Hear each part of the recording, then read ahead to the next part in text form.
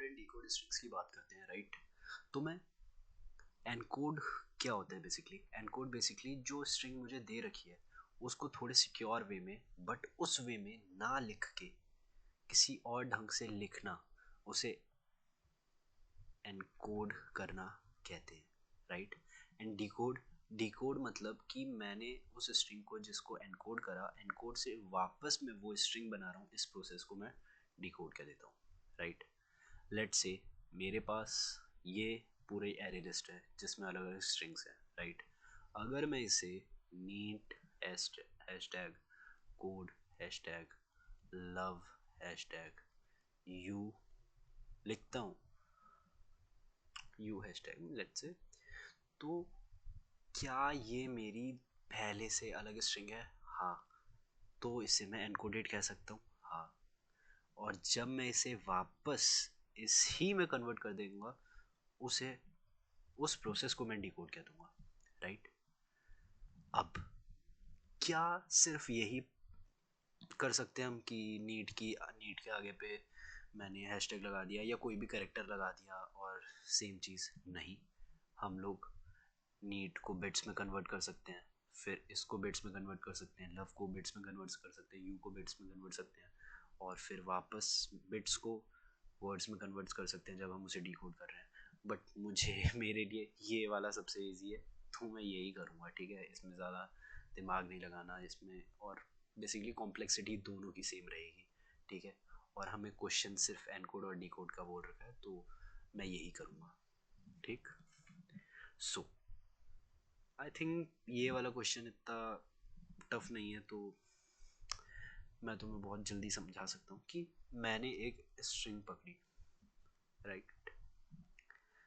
मैंने उस स्ट्रिंग में एक सेपरेट कैरेक्टर बनाया, सेपरेट कैरेक्टर लेट से कुछ भी है, ठीक है। मैंने कुछ भी कैरेक्टर दे दिया, सेपरेट कैरेक्टर बन गया, जो यहाँ पे हैशटैग था, राइट।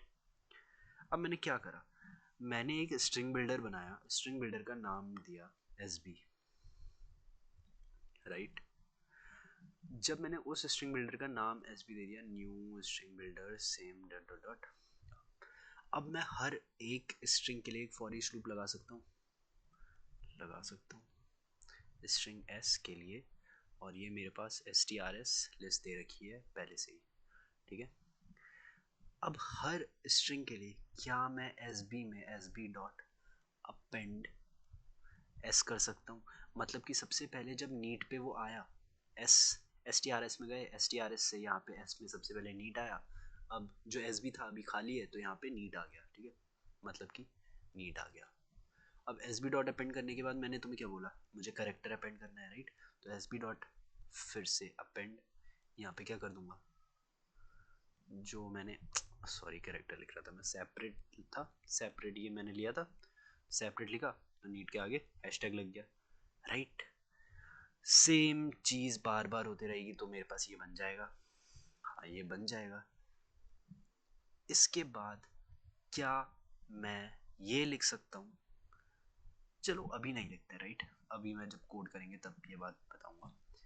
तो ये मैंने एनकोड कर दी, एनकोड वाला फंक्शन बस इतना सा था। अब जब मुझे डिकोड करना है, तो इसमें मुझे क्या करना पड़ेगा कि ये वापस ऐसी लिस्ट बन जाए, राइट। मैं वापस जब डिकोड का फंक्शन होगा, तब मैं वापस वो स्ट्रिंग सेपरेट इक्वल्स टू जो कैरेक्टर पहले लिया था वो इसमें भी डाल दूंगा, राइट। अब मुझे क्या करना है, मुझे बस ये करना है, return arrays dot as list. मुझे एरेज को एज लिस्ट रिटर्न करना है, और मुझे बस जो मेरे पास एस बी है, स्ट्रिंग बिल्डर है, राइट, ये जो है उसको स्प्लिट कर देना है। किससे स्प्लिट करूँगा, सेपरेट से स्प्लिट करूँगा, एंड बस मेरे पास वापस से ये आ जाएगा और ख़त्म, या दैट वाज इट। अब हम कोड देखते हैं, मैं डायरेक्ट कोड में आता हूँ, ठीक है। सो मेरा ये लीड, एक सेकेंड, ओके। सो जो कोड की बात हम लोगों ने करी वो सेम कोड ही यही है, ठीक है। कि मैंने स्ट्रिंग सेपरेटर बनाया character dot to string character 257 डाल दिया, ठीक है। सेम एस भी एक स्ट्रिंग बिल्डर बनाया, फॉर ईच लूप लगाया, उसमें ऐसे अपेंड कर दिया, सेपरेटर अपेंड कर दिया। फिर ये बेसिकली क्या है कि मैंने जो लास्ट में मेरा ये था ना, क्या लास्ट में मेरा ये हैशटैग था वो मैंने रिमूव करा है, ठीक है। अब आगे जब मैं जाऊँगा इधर पे तो ठीक है, रिमूव करा, एस बी को स्ट्रिंग में कन्वर्ट करा, दैट्स इट। अब मेरे पास यहाँ पे डी कोड में स्ट्रिंग आ रही है, वही स्ट्रिंग आ रही है, एस डॉट इक्वल्स, ये अभी छोड़ दो, यहाँ पे आते हैं, स्ट्रिंग सेपरेटर बता दिया कौन सा है, और फिर return arrays as list as dot split separator comma -1। -1 basically क्या कर रहा है कि अगर कोई खाली जगह भी आ रही है, खाली स्पेस भी आ रहा है, तो वो इसको भी ऐड कर लेगा, राइट। ये इस उसको भी ऐड करेगा अपने उसमें। मतलब कि मैं तुम लोग को एक एग्जांपल दे देता हूँ कि अगर मेरे पास ए कॉमा बी कॉमा सी और यहाँ पे ऐसा कोई एरे है, तो ये इसे भी सेव करेगा, वरना राइट हम लोग इसको सेव नहीं करते हैं क्योंकि ये एम्प्टी एरे की तरह ट्रीट होता है, राइट। सो हम लोग जब इसकी बात करें तो ये ऊपर क्या दे रखा है, ऊपर बेसिकली दे रखा है अगर string dot size is equals to 0 है तो रिटर्न क्या कर देना है, करेक्टर डॉट टू स्ट्रिंग 258। मतलब कि अगर मेरा जो स्ट्रिंग का साइज 0 है, स्ट्रिंग में कुछ है ही नहीं, तो रिटर्न क्या करूँगा, एक करेक्टर करूँगा जो 258 उसकी एस का ही वैल्यू है, राइट।